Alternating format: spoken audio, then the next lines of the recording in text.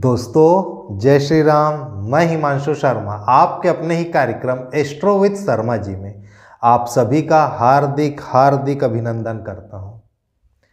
आज हम बात करेंगे ऐसी कौन सी स्थितियां हैं जब कुंडली में केम द्रुम दोष बनता हुआ तो दिखाई देता है, लेकिन उसके बुरे परिणाम हमारे जीवन में नहीं दिखाई देते हैं। कुंडली देखने से यह लगता है अरे केम द्रुम दोष बना हुआ है, लेकिन उसके बुरे परिणाम हमारे जीवन में नहीं दिखाई देते हैं। ऐसी कौन कौन सी स्थितियां हैं, चलिए फिर आज का कार्यक्रम प्रारंभ करते हैं। देखिए, सबसे पहली बात तो यह है कि केम द्रुम दोष आखिर बनता कैसे है। नवों ग्रहों में हमारे पृथ्वी से सबसे करीब हैं चंद्रदेव। हमारे जीवन में बाकी ग्रहों की तुलना में चंद्रदेव का प्रभाव सबसे ज्यादा दिखाई देता है। सबसे ज्यादा चंद्रदेव का प्रभाव। चंद्रदेव कुंडली में जब भी अकेले बैठे हो, चंद्रदेव के साथ कोई दूसरे ग्रह की युति ना हो, और साथ ही साथ चंद्रदेव से एक भाव आगे और एक भाव पीछे में भी कोई भी ग्रह ना हो, तो इससे बनता है केम द्रुम दोष। देखिए, मैं एक उदाहरण के माध्यम से आपको समझाने का प्रयास करता हूं। आपकी कुंडली में चंद्रदेव चाहे कहीं पर भी बैठे हो, मैं 2 मिनट के लिए मान लेता हूं कि चंद्रदेव यहां पर आपकी कुंडली में बैठे हुए हैं। अब इस भाव में और इस भाव के एक भाव आगे और एक भाव पीछे, मतलब ये भाव और ये भाव, ये तीनों भाव में यदि चंद्रदेव के अलावा कोई भी ग्रह न बैठा हो तो हम इसे कहते हैं केम द्रुम दोष। इस एक चीज का ध्यान रखिएगा, कोई भी ग्रह ना बैठा हो, मतलब मैं 7 ग्रहों की बात कर रहा हूं। राहु और केतु की हम गिनती नहीं लेंगे। क्यों? क्योंकि राहु और केतु जो है वह छाया ग्रह है। ठीक है, तो जब कभी भी कुंडली में चाहे चंद्रदेव कहीं पर भी बैठे हो, यदि चंद्रदेव अकेले हो, साथ ही साथ उनसे एक भाव आगे और एक भाव पीछे यदि कोई भी ग्रह न हो, तो हम उसे कहते हैं केम द्रुम दोष। केम द्रुम दोष होने से होता क्या है? चंद्रमा मन का कारक है, चंद्रमा माँ का कारक है, चंद्रमा फोबिया जैसे चीजों होने का कारक है, मन का घबराना, मन के हारे हार है और मन के जीते जीत, और चंद्रमा ही मन का कारक है। चंद्रमा का अकेले हो जाना, ऐसा आदमी मानसिक रूप से कई बार कमजोर हो जाता है। निर्णय लेने की क्षमताएं नहीं रहती। निर्णय लेते हैं तो अपने निर्णय में एक फर्म डिसीजन के साथ खड़े नहीं रहते हैं, बार बार अपने निर्णय को परिवर्तित करते हैं।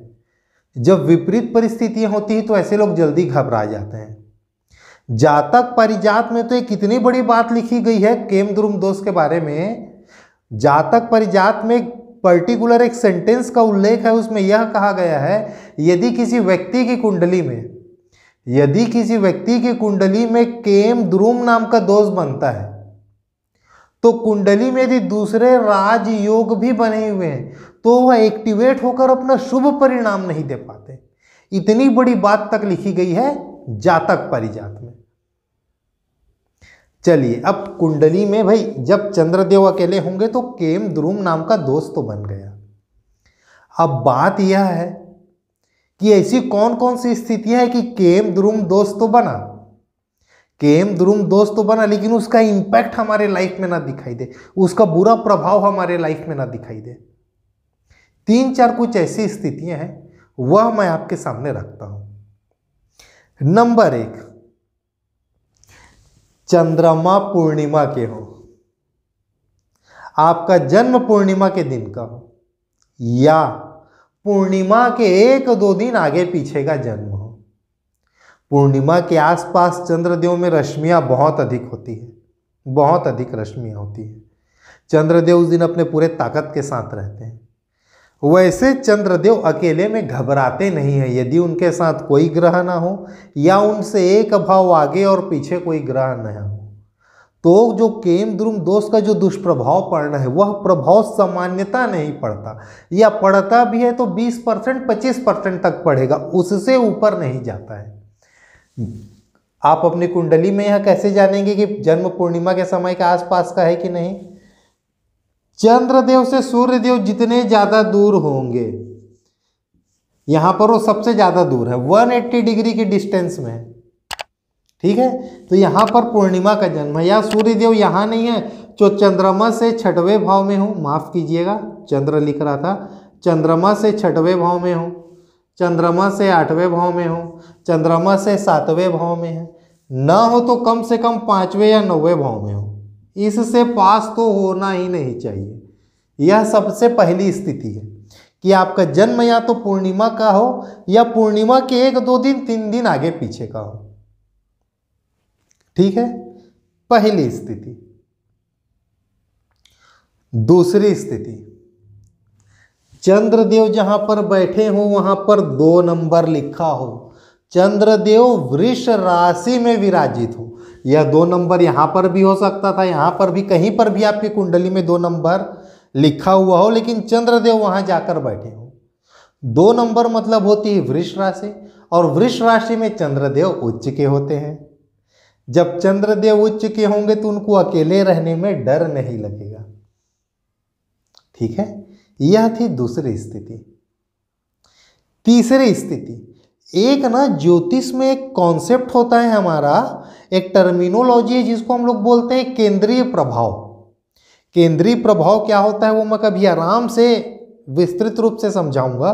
फिलहाल मैं आपसे यह बोलना चाहता हूं कि चंद्रदेव से 10वें भाव में कोई नैसर्गिक शुभ ग्रह आकर बैठा हूं। मैं 2 मिनट के लिए मान लेता हूं कि शुक्रदेव यहां पर बैठे हुए हैं। चंद्रदेव से 10वें भाव में, यह भाव चंद्रदेव वर्तमान में जहां बैठे हैं उससे 10वां भाव है। कैसे? 1 2 3 4 5 6 7 8 9 10, यह भाव 10वां भाव है। इस भाव के सापेक्ष चंद्रदेव जहां पर बैठे हैं उससे आपको गिनना है। आपके कुंडली में चंद्रदेव चाहे किसी भी भाव में बैठे हो, उससे आपको 10 घर आगे गिनते हुए आगे बढ़ना है। यहां पर बैठे हुए हैं, यहां पर के अनुसार 10वां घर यह पड़ा। 10वें भाव में कोई नैसर्गिक शुभ ग्रह आकर बैठा हो, शुक्र हो, बुध हो, कोई भी एक नैसर्गिक शुभ ग्रह आकर बैठा हो, और वह शुभ ग्रह किसी पापी या क्रूर ग्रह से दृष्ट ना हो। यह जो शुभ ग्रह आकर बैठा है वह किसी पापी या क्रूर ग्रह से दृष्ट ना हो। इस एक दूसरे चीज का ध्यान रखना है।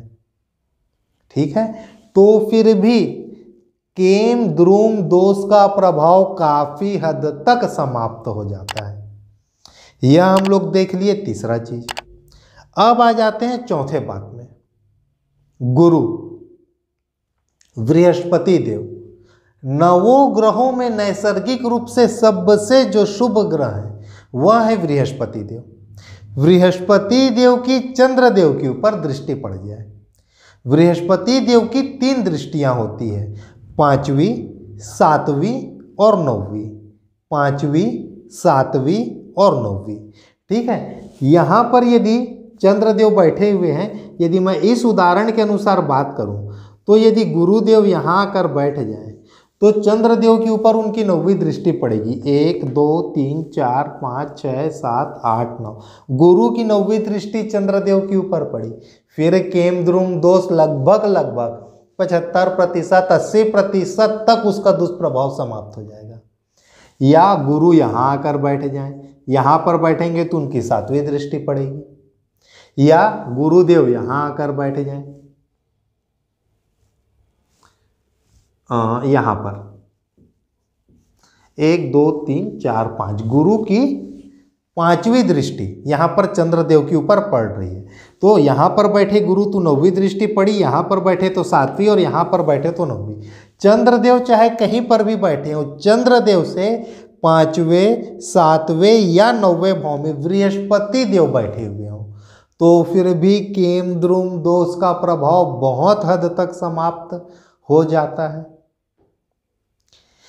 इसके अलावा एक स्थिति और मैं आपके साथ शेयर करता हूं। एक अधियोग नाम का योग होता है। मैं एक वीडियो बनाया था जिसमें मैं अनफा योग, सुनफा योग और अधियोग, इन 3 योग के विषय में एक ही वीडियो में बात किया हुआ हूं। यदि आप मेरा वह वीडियो ना देखे होंगे तो आप जाकर मेरे चैनल से देख लें, उसमें मैं अधियोग को एकदम विस्तृत रूप में समझाया हुआ हूं। क्या होता है, चंद्रदेव चाहे कुंडली में कहीं, मैं 2 मिनट के लिए मान लेता हूं, चलिए हम लोग एक बार एग्जाम्पल बदल भी लेते हैं। चंद्रदेव आपकी कुंडली में यहां पर बैठे हैं, चंद्रदेव आपकी कुंडली में जहां पर भी बैठे हैं उससे 6वें 7वें और 8वें, उससे 6वें 7वें और 8वें, इन 3 भावों में नैसर्गिक शुभ ग्रह आकर बैठ जाए। चंद्रदेव जहां पर भी बैठे हैं उससे 6वें 7वें और 8वें में नैसर्गिक शुभ ग्रह आकर बैठ जाए। मैं 2 मिनट के लिए यहाँ गुरु बैठे हुए हैं तो यहाँ शुक्र को बैठाल देता हूँ, यहाँ बुध को बैठाल देता हूँ। ठीक है, अब चंद्रदेव से 6वें भी नैसर्गिक शुभ ग्रह हैं, 7वें भी हैं और 8वें भी हैं। इससे एक अधियोग नाम का उल्टा राजयोग तैयार हो जाता है। एक शुभ ग्रह की दृष्टि चंद्रमा के ऊपर और 2 शुभ ग्रह की दृष्टि चंद्रदेव के अगल और बगल, उससे शनि देव को उल्टा एनर्जी मिलने लगती है। शनि देव आपकी कुंडली में जिस भी चीज के कारक होंगे, जिस भी चीज के कारक होंगे, उसकी आपके जीवन में उल्टा अधिकता हो जाएगी। वो चीजें आपको और बड़े पैमाने में मिलना चालू हो जाएंगी। यह होता है इस अधियोग से। देखिए, चंद्रमा को लग्नेश होने का सौभाग्य प्राप्त है हमारी कुंडली में।